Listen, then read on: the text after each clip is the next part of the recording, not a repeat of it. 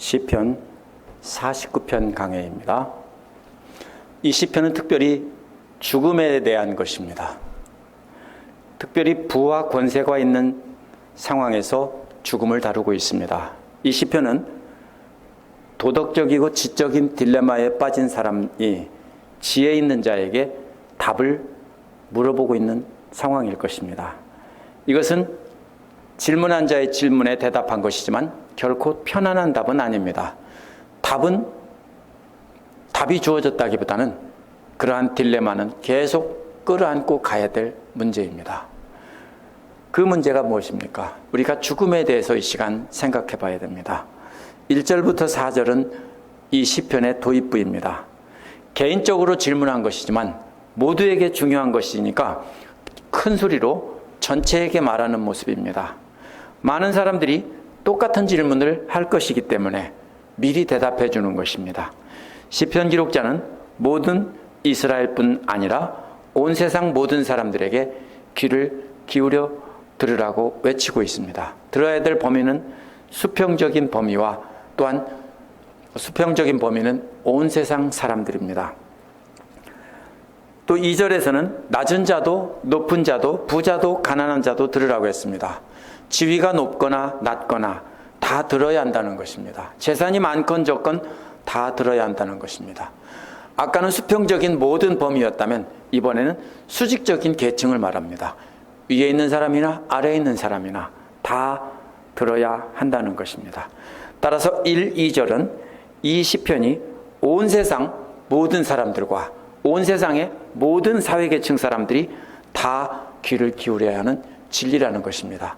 저나 이 자리에 계신 성도님들 모두 다 똑같이 들어야 될 진리의 말씀입니다.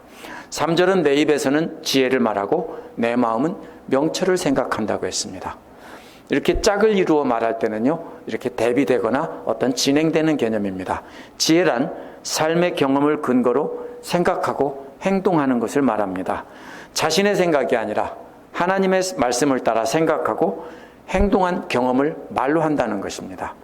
하나님의 지혜가 담긴 말씀을, 자신이 경험한 하나님의 지혜가 자신의 입을 통해서 나올 것이다 라는 것입니다. 이어서 내 마음은 명철을 생각한다고 했습니다. 명철이란 그 지혜를 통해서 깨달은 것입니다. 생각한다는 말은요, 계속 중얼거린다는 뜻인데 다른 사람에게 말을 하는 게 아니라 혼자 속으로 중얼거린다는 말입니다. 입으로 나온 지혜를 계속 마음속으로 중얼거리며 반복합니다. 언제 그렇게 합니까? 우리는 책을 갖고 있으니까 그렇게 안 하는데요. 고대인들은 외워야 될 말씀이 있으면 잊지 않으려고 계속 중얼거렸습니다. 왜? 책은 없어요. 들으면 좋은 말씀이 있으면 외워야 되는 거예요. 그래서 계속 중얼거리는 겁니다. 그러다 보니까 뭐가 생깁니까? 깨달음이 온다는 겁니다. 그게 명철이라는 말의 뜻입니다. 분명히 깨달은 지혜는 입으로 소리내서 말을 하고 깨닫지 못한 지혜는 기억해야 되는 거죠. 그러니까 계속 중얼거려서 깨달음을 얻는다는 것입니다. 두 가지가 다 같은 것입니다. 한 번 듣고 깨달은 것은 그냥 입으로 말하고 기억하는 것입니다. 그런데 깨닫지 못한 것은 잊어버리면 안 되니까 계속 반복해서 중얼 계속 하다가 아하 하고 깨달았다는 것입니다. 4절은 비유에 귀를 기울인다고 했습니다. 비유란 지혜를 담은 글들을 말합니다. 지혜를 알기 쉽게 쓴 것을 비유라고 합니다. 시편 기록자는 지혜를 담은 비유를 들으려고 귀를 잡아 느린다는 뜻입니다. 또 수금을 타며 수수께끼를 노래로 푼다고 했습니다. 그러니까 여기 비유라는 말과 짝이 뭐냐면 수수께끼입니다. 비유란 알 수 있도록 지혜를 설명한 것이 비유입니다. 근데 수수께끼는 알 수 없도록 숨겨놓은 말입니다. 앞에서도 두 개가 짝이 하나는 분명히 알 수 있었고 뒤에 것은 알 수 없어서 계속 중얼거렸다고 했죠. 이번에도 역시 마찬가지입니다. 비유란 지혜를 알기 쉽게 풀어 쓴 것이고 그것을 이제 비유라고 말하는데 그것은 잘 들으려고 귀를 잡아 느렸다고 했는데 또 수금을 타며 수수께끼를 노래 부른다는 것은 이거는 알 수 없는 말입니다. 수수께끼 같아요. 지혜를 감추어 표현한 것입니다. 그것은 계속해서 어떻게 합니까? 노래로 부르면서 이번에는 반복해서 불러서 깨닫겠다는 것입니다. 앞에서 중얼거린 것과 마음속으로 중얼거린 것이 이번에는 뭐예요? 노래로 부른다는 겁니다. 한번 생각해 보십시오. 제가 어렸을 때 부른 노래들을 지금도 처음부터 끝까지 대부분 기억합니다. 왜요? 어렸을 때 대머리 총각 열심히 불렀는데 라디오 듣고요. 외우려고 부른 게 아니에요. 그냥 나오니까 듣고 따라서 부르다 보니까 지금도 끝까지 부를 수 있습니다. 그게 뭐예요?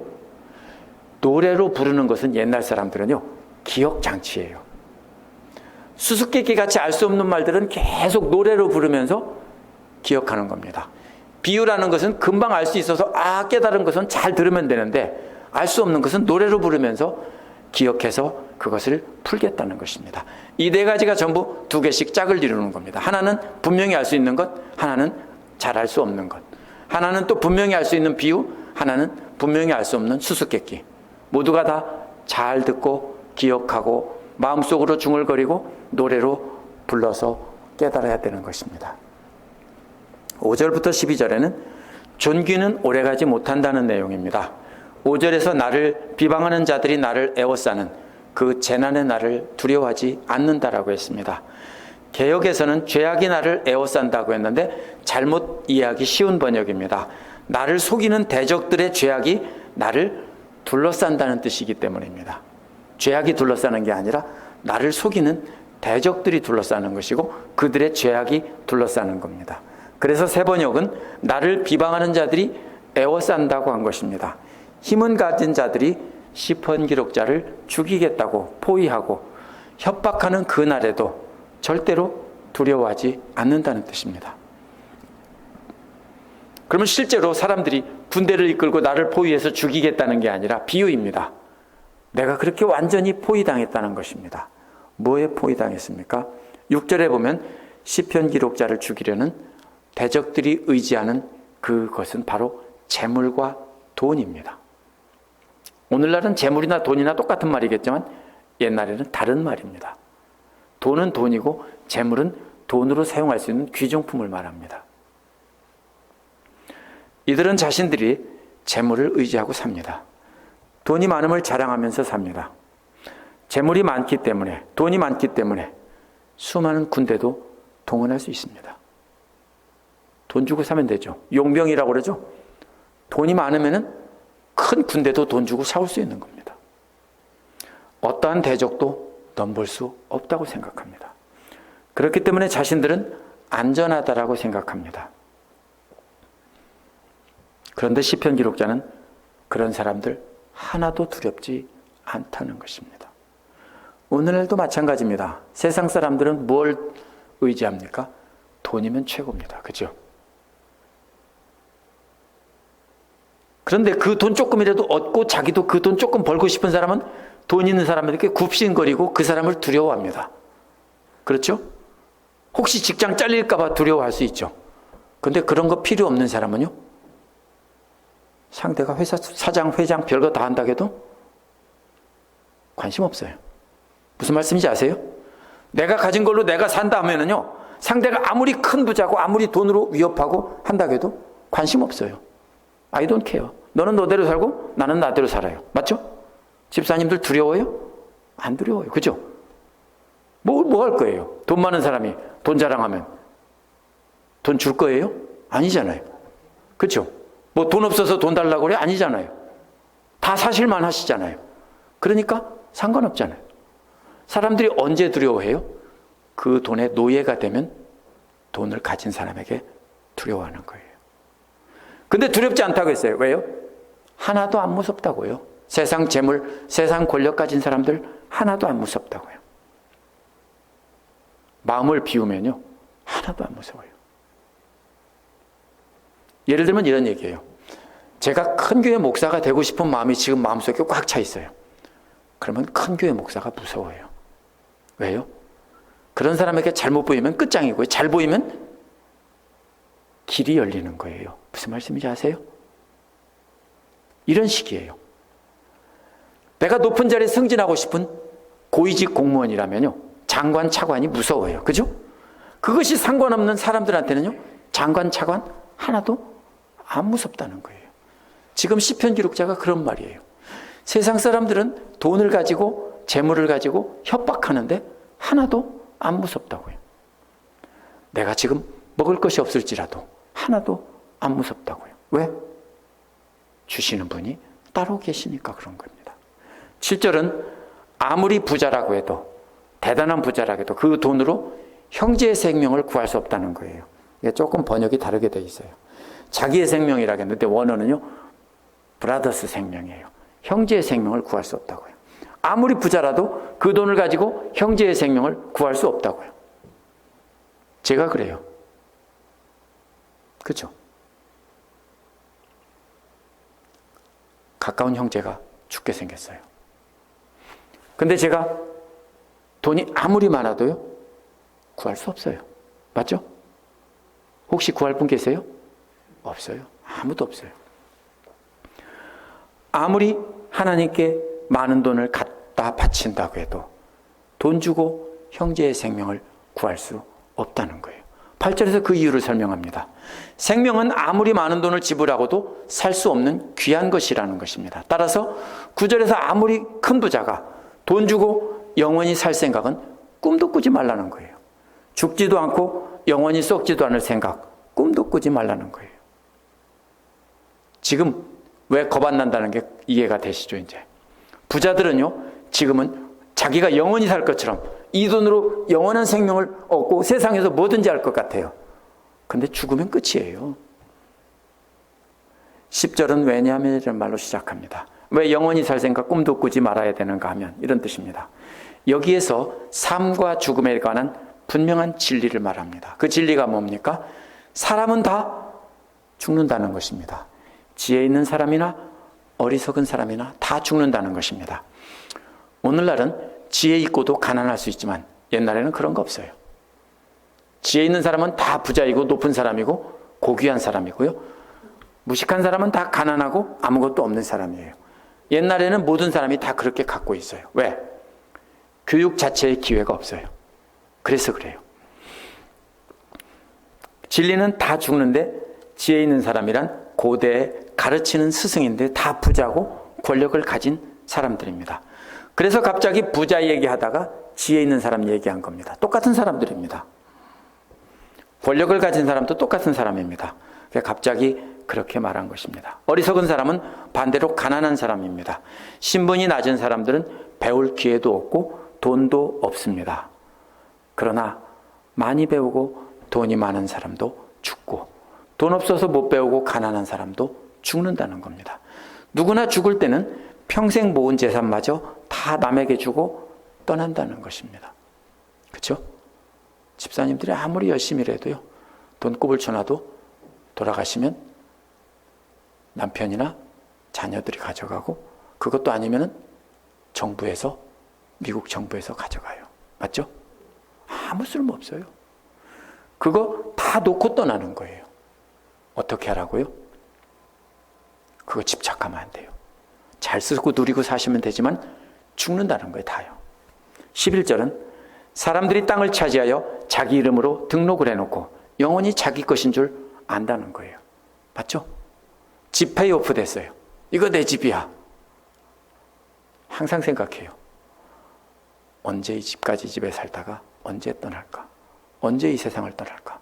요즘에는 늘 그 생각하면서 왜 그렇게 생각하냐면요, 많이 아픈 환자들이나 장례식에 다녀오거나 이렇게 되면은요, 항상 그 생각을 해요. 언제 놓고 나는 떠날까?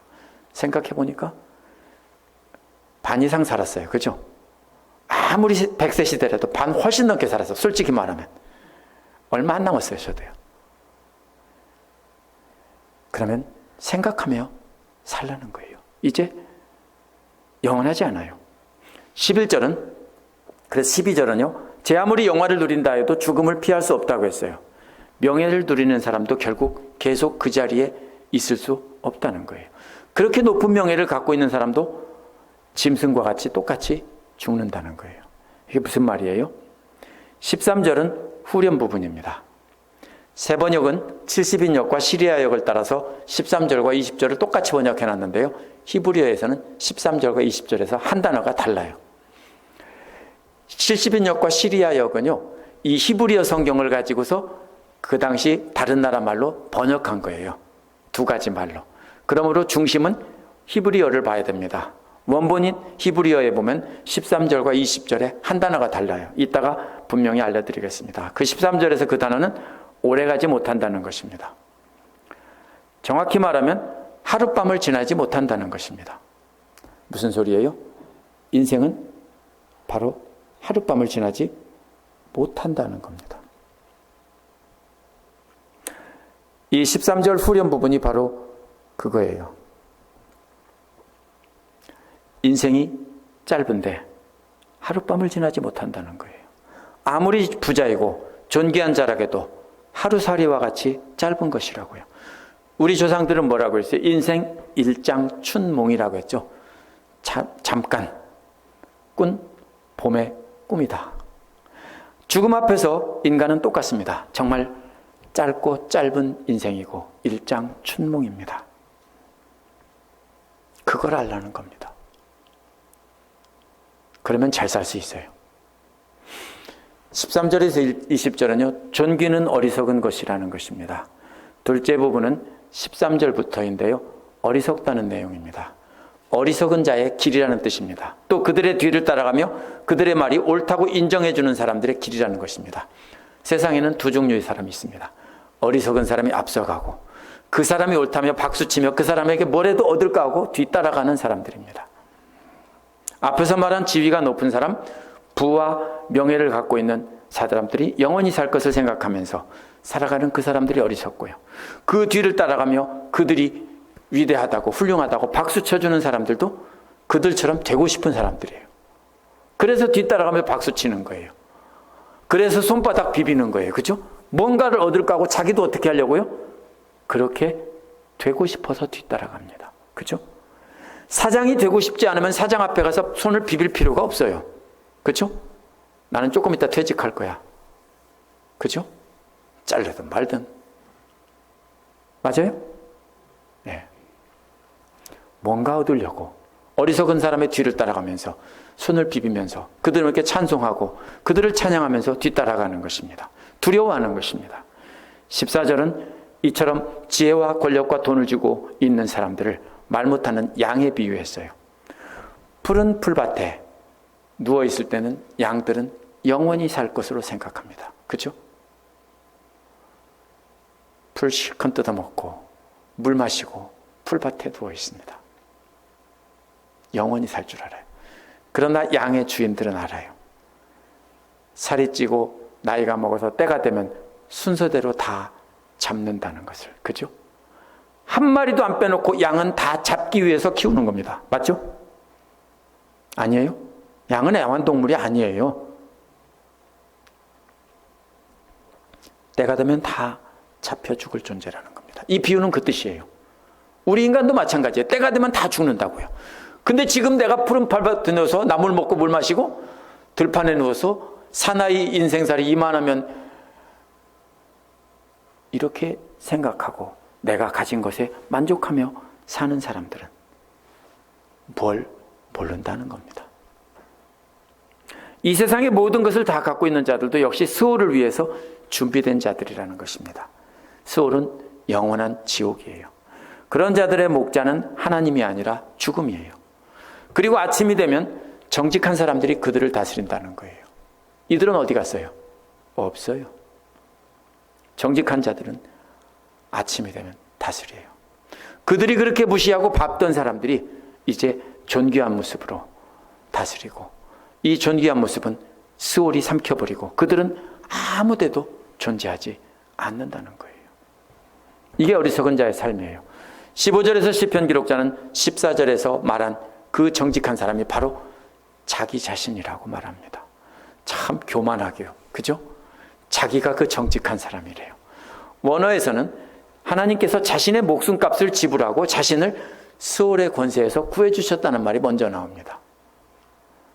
자신은 정직한 사람이기 때문에 하나님이 분명히 스올에게 자신의 목숨값을 지불하고 자신을 살려주신다는 겁니다. 아무리 부자라도 7절에서는 형제의 목숨을 값을 지불하고 살 수 없다고 했습니다. 근데 이번에는 하나님을 알 수 있다고요. 그래서 하나님을 의지하는 사람은 하나님께서 우리의 목숨값을 지불하고 스올에서 건져내 주신다는 겁니다. 그 다음에는 왜냐면이란 말로 시작합니다. 하나님께서 왜 자신의 목숨값을 지불하고 건져주시는지 밝힙니다. 하나님은 분명히 내 목숨을 건져주시며 라는 말은요, 하나님께서 자신을 받아주신다는 말입니다. 왜 건져주십니까? 자녀 삼기 위해 받아주시는 겁니다. 우리 사위가 걸포트에 있는 휴먼 소사이어티 가서 우리 하비를 건져왔어요. 3일 후면 안락사 될 고양이였어요. 길고양이기 때문에. 근데 우리 사위가 건져왔어요. 그게 뭐예요? 예방주사 값도 지불하고 이렇게 해서 건져왔다고요. 뭐 하기 위해서요? 받아들이기 위해서. 뭘로요? 자녀 삼는 것 같아요. 그죠? 자녀처럼 받아들여서 키우고 돌보고 사랑해 주기 위해서 하나님께서 우리를 값을 지불하고 끌어내서 건졌다고요. 그 소리예요. 그래서 내 목숨을 건져주시며라는 말은 하나님께서 받아주신다는 뜻이에요. 자녀 삼는다는 뜻이에요. 이어서 16절에서는 그러므로 어떤 사람이 부자 되더라도 그와 비교해서 스스로 자책하고 초라하게 여기지 말라는 거예요. 왜? 그 부자 조금 있으면 죽고 망하고 아무것도 아니라는 거예요. 원어를 직역하면 어떤 사람이 부자가 될 때 그 집의 영광이 많아질 때도 두려워하지 말라, 이 뜻이에요. 여기 부러워한다는데 원래는 두려워하지 말라는 뜻이에요. 두려워한다는 말이 무슨 뜻이냐면요, 큰 힘이나 놀라운 권세를 가진 사람 앞에서 경외감을 갖는다는 뜻이에요. 무서워한다는 뜻이 아니라 와 굉장하다, 그죠? 그래서 두려워하면 뭐예요? 그 사람 앞에서 나도 그렇게 되고 싶다. 그러면 그 앞에서 머리를 조아리고 눈치 잘 보이면서 나에게도 그 은혜를 좀 나눠주시죠. 그죠? 세상 사람들이 그래서 권세를 가진 사람 앞에 엎드리는 거예요. 출애굽기 34장 30절에서 아론과 이스라엘 자손들이 모세의 얼굴의 광채를 보고 두려워했다는 말과 같은 말이에요. 이건 무섭다는 말이 아니라 이거는 와, 하나님의 영광을 모세가 얼굴에 하나님의 영광이 있구나 하고서 두려워했다고. 세상에서 출세하고 성공한 사람이 바로 그런 존재처럼 와, 저 사람 굉장하다 하고 두려워한다는 겁니다. 세상 부귀영화의 두려움을 가지고 떠는 사람은 자신도 그거 갖고 싶다라는 뜻이에요. 세상에서 성공하기 원하는 사람들은 세상 부귀영화를 가진 사람에게 두려워합니다. 영화 배우가 되고 싶은 사람은 영화 감독을 두려워할 수밖에 없어요. 그죠? 호텔 주방장이 되고 싶은 사람은 호텔에서 그 조수를 하면서 주방장 조수를 하면서 주방장을 두려워할 수밖에 없어요. 왜요? 주방장이 칼자루를 쥐고 있어요. 맞죠? 그런 거예요.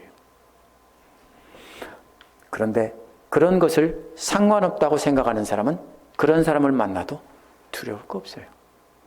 개미가 사자를 두려워할 필요 없죠. 어떻게 할 거예요? 사자가 개미를 두려워해야 돼. 그죠?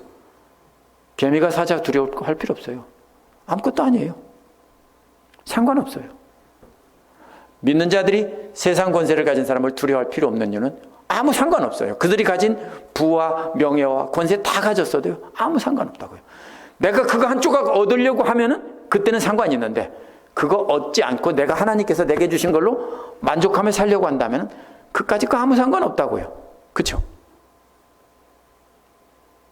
17절은 왜냐하면이라는 말로 왜 그런 사람 두려워하지 말아야 되는지 이유를 설명합니다. 왜냐하면 그런 부귀영화 누리는 사람도 죽을 것이고 아무것도 가지고 가지 못할 것이기 때문입니다. 그의 재산이 그를 따라 내려가지 못한다는 말은요, 그의 영광이 그를 따라 세월까지 내려가지 못한다는 거예요. 앞에서 영광이 있다고 했거든요. 그 영광이, 부와 그 영광이 그 사람을 따라 내려가지 못해요. 그런 사람은 단지 영원한 지옥에 떨어질 뿐이고 그들의 영광은 그들과는 상관없는 것이 됩니다. 그러나 하나님만 의지하는 사람은 15절에 보면 하나님께서 건져주시고 받아주셔서 자녀 삼아주신다고 했습니다. 그 사람의 영광은 하나님의 영광이고요, 하나님과 함께 영원히 있는 것입니다. 18절 19절은요 한 문장입니다. 18절도 17절과 마찬가지로 왜냐하면이라는 말로 시작합니다. 사람이 비록 이 세상에서 흡족하게 살고라는 말은 자신의 삶을 복받은 삶으로 여긴다는 뜻입니다. 내가 이만하면 성공했어. 내가 이만하면 출세했어. 미국에서는 어떤 게 출세한 건지 아십니까? 이혼하지 않고 평생을 살아오고, 그죠? 자식들 다 잘 되고 좋은 학교 다니고 페이오프된 집이 있고 멋진 품종의 강아지가 있고 페이오프된 멋진 좋은 페이오프된 차는 페이오프된 건 아니고 좋은 차를 굴릴 수 있고, 그러면 보통 미국 사람들이 중산층이고 성공한 삶이라고 생각해요.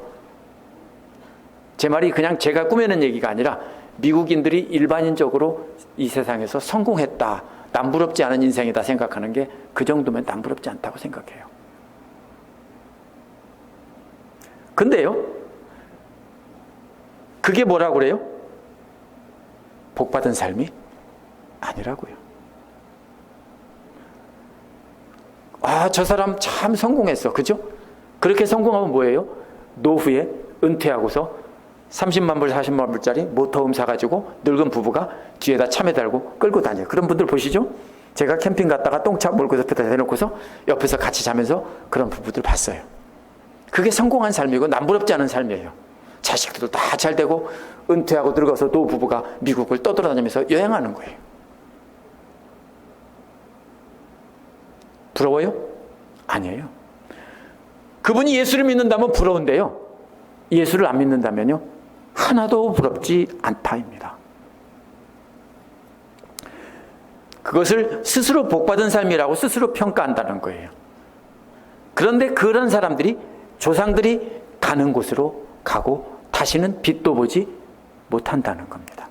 그러므로 그러한 사람들이 이 세상에서 복받았다고 생각하는 사람들의 삶을 부러워하지 말라는 겁니다. 그러한 부귀영화가 영원한 것으로 생각한다는 것은 정말로 어리석고 어리석다는 것입니다. 20절은 후렴인데요, 13절과 딱 한 단어만 다르다고 했죠? 그게 뭐예요? 사람이 제 아무리 위대하다고 해도 죽음은 피할 수 없으니 미련한 짐승과도 같다. 여기서 한 단어는요, 깨닫지 못한다는 단어입니다. 깨닫지 못하는 사람입니다. 제가 다시 번역하면 이런 말입니다. 13절은 존귀한 사람이 오래가지 못하면 곧 죽을 짐승과도 같다. 20절은 존귀한 사람이 이해하지 못하면 곧 죽을 짐승과도 같다라는 것입니다. 후반부의 핵심은 어리석다라는 것입니다. 결국 도살할 양과 같은데도 그 운명을 이해하지 못하는 것은 짐승과도 같이 어리석다는 것입니다. 양이 죽을 것인데 그것도 모르는 것은 어리석다는 것입니다. 이 시편은 정리하면요, 13절에 있는 단어와 20절에 있는 두 단어로 요약될 수 있습니다.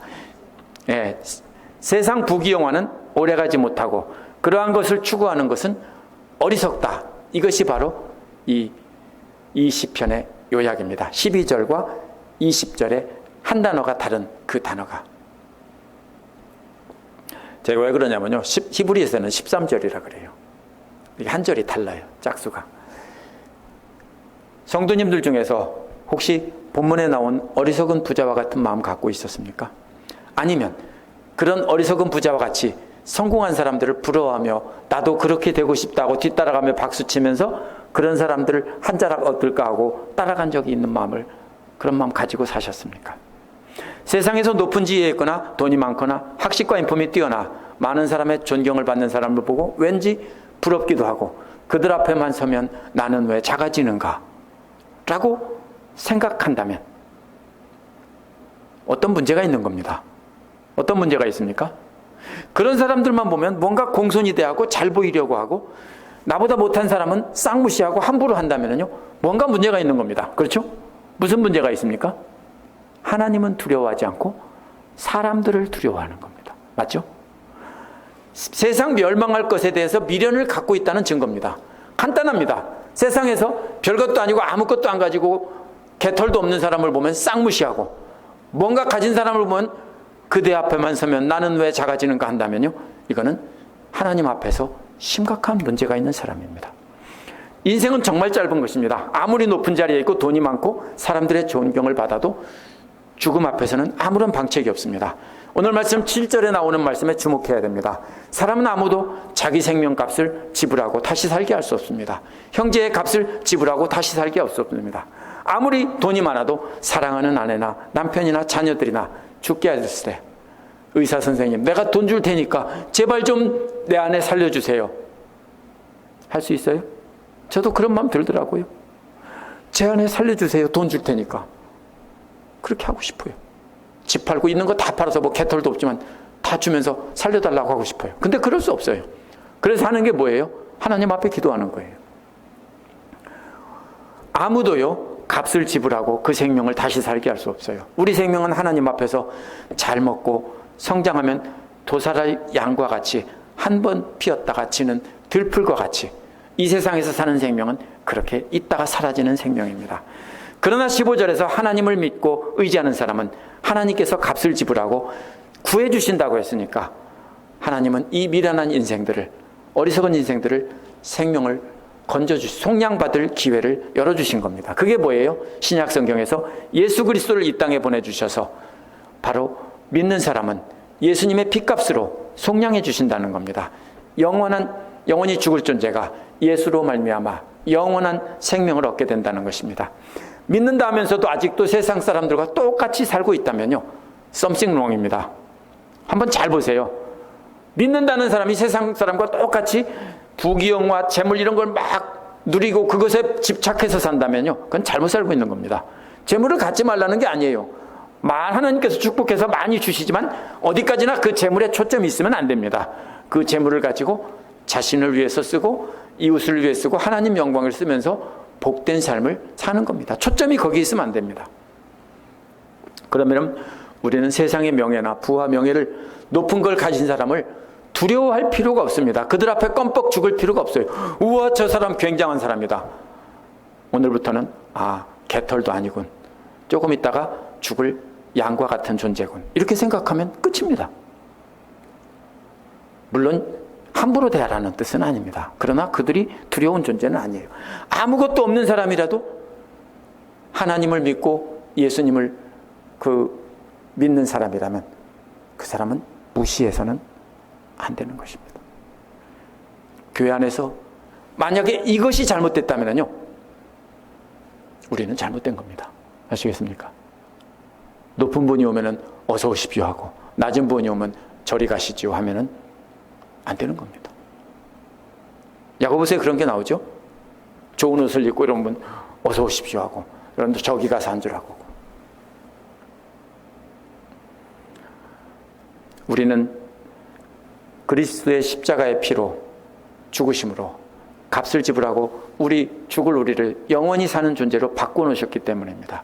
우리는 우리 주인의 뜻에 따라서 겸손한 종의 모습으로 살아야 됩니다. 주님께서 맡겨주신 사람을 사랑하며 섬기며 시키는 대로 그렇게 살아야 됩니다. 왜냐하면 우리는 우리 게 아니라 하나님이 죽을 걸 건져내서 살려주셨기 때문입니다. 기도하시겠습니다.